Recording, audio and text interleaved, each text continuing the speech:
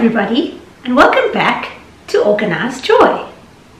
We're in January, and for me January is all about new goals, new thoughts. You've been on holiday, you've been thinking about new things you want to do. Hopefully you've set your goals for 2018 using my nice and easy green circle and red circle. If you haven't set your goals for 2018, I will link my episode below. It's called Goals for 2018. I have a very easy downloadable sheet. It's got a green circle and a red circle, and it helps you to set your goals and to think about it very, very carefully. So if you haven't done that yet, go and check that episode out. Download the sheet and get onto your goals. But back to this episode. So now, because it's January, I thought I would share some easy steps on how to be inspired. Because if you have these new goals and you've got new ideas and what have you, how are you going to go about doing them? So we have so much access to so much content and inspiration these days. I often find myself thinking, how was all this stuff invented and things found and thought about, and how did they work things out before the internet? I mean, those guys must have had some really, really creative brains. But the more I thought about it, the most important thing that they probably did without the internet was set aside time to think. And I think that's what we don't do anymore. We're so pressed for time in our busy lives that we never get a chance to put time aside to be inspired. And I guess if I had to start a list on how to be inspired, the list would have to start with finding time. And that's what we're going to do today. So I have 5 easy steps to be inspired, and I'm going to create the list with you here, and then it's going to be on my website for you to download. So let's get going. Number 1, finding time to be inspired. I'm a firm believer in that if you really, really want something, or you want to do something, you will find the time to do it, get it, find it, whatever it may be. You won't have excuses. You will make a plan to find the time to do it. And the same goes for being inspired. If you want to think about how to get somewhere or do something, or a new goal, or set aside time to work out a business plan, you actually have to start with some inspiration and go and work it all out. Now, I actually do make a lot of time to be inspired, and I know that there are days where I look at the time that I've set aside for being inspired, and I could think of a million other things that I would need to or should rather be doing in that time. But when I stick to it and I take the time, I'm always happy that I did. Because you know what? The more inspired I am, the happier I am, the calmer I am, the more I get done actually. And I start to get on with those new things that I want to do. So number 1, you have to find the time for it. Number 2 is to decide what you want to be inspired by. Now that might sound a little bit tricky, but it usually takes us to a place of your interests or something that you're looking for. So for instance, I love fashion and style and handbags and shoes.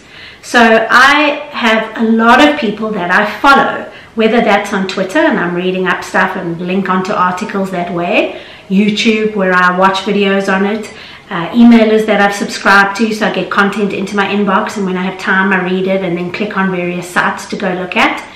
That's how I use that topic to be inspired by it. If you're trying to write a business plan on something, you can go and follow people who have ideas on how to write business plans or how to start business plans, or competitors to the business you're wanting to start, whatever it may be. You go and find the things you want to be inspired by, or where your inspiration lies. That's how you need to start, is thinking about what you want to be inspired by. Number 3 is, where are you going to find this inspiration?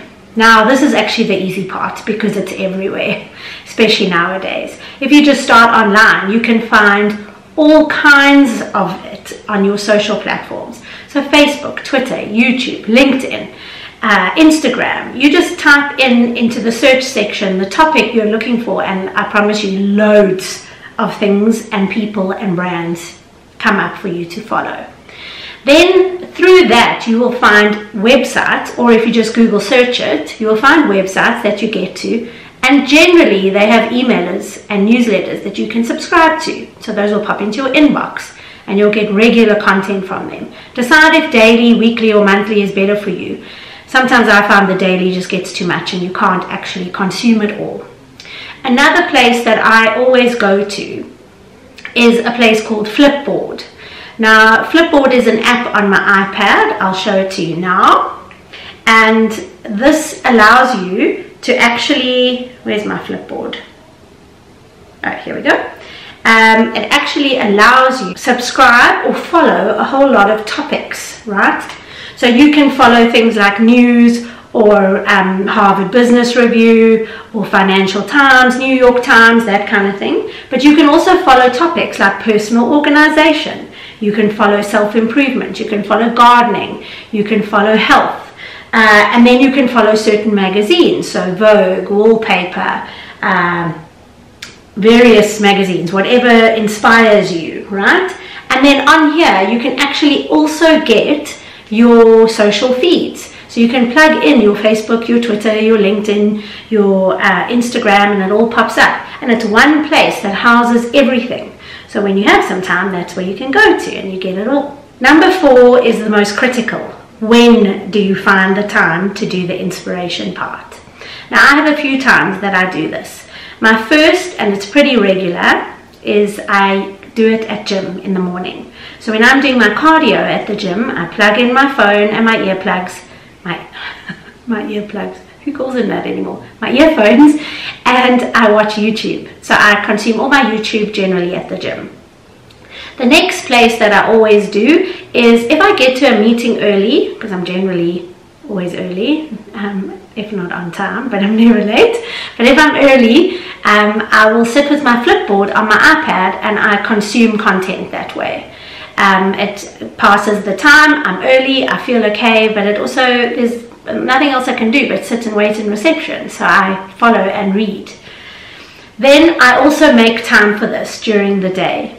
Sometimes I do it over my lunch. Whatever emails I've got that I want to read, I start reading them then. Or if I know that I have a 20-minute break in between 2 meetings, I'll try and consume some then. Otherwise, I will sit and actually put in some time each day or each Friday or whatever it may be and actually switch off everything else and just let it be my inspiration time. But you have to dedicate time to it. And as I said, if you want to, you will. No excuses. And then the last one, number 5, is how do I keep the inspiration that tickles me? Like, how can I get back to it? Now, I use my bookmarks a lot. I use my bookmark manager on Chrome, and I have various folders, and one of them is inspiration, another one is want list. So if I find something I really want, it goes into the want list, so I can always go back to it when I have money. And inspiration, I keep various websites that I found or articles that I found there. But the thing that I use almost all the time is I use Evernote. It's an app that is on my iPad, on my iPhone, on my computer, and you can literally save a website article in its exact form or in its simplest form, just the words, to a note in Evernote. And I have a notebook in my Evernote so that's called Inspiration, and I just pop everything in there and I can go back to it at any time. I tag it in Evernote so that it's got inspiration and then the topic name, so whether it's leadership or self-motivation or whatever it may be, so that I find it quite easily after that. But it's good to keep that kind of stuff to go back to, because sometimes you need to, or you think about it again. On YouTube you can like your videos or add it to a playlist for yourself, which is a great thing to do because then you can go back to those. That's how I am inspired, stay inspired, and keep inspired. It's as easy as 5 steps and dedicating yourself to it. Now, list 36 is this exact list, my 5 steps for you. You can go to organizejoy.co.za to the download section, find it there, download it, and get yourself inspired. Then I will also link below for you the video about 2018 goals. It really does help to have some goals in order to be inspired. And then I would encourage you to go to my Pinterest page. All my boards are inspiration to me. There is one specific called Words I Live By, and that has got lots of motivation on it for you if you need any. And then my Instagram, I put up lots of motivation through that. I do a 2 cents for everybody, about a little thought twice a week to try and help you stay inspired or be motivated or whatever, depending on my topic. And yeah, so hopefully I have inspired you in some way to be inspired in 2018. Thank you so much for joining me at Organized Joy. Don't forget to hit subscribe, please, please, please, please, please, and a thumbs up if you like this. Have a great day. Be inspired.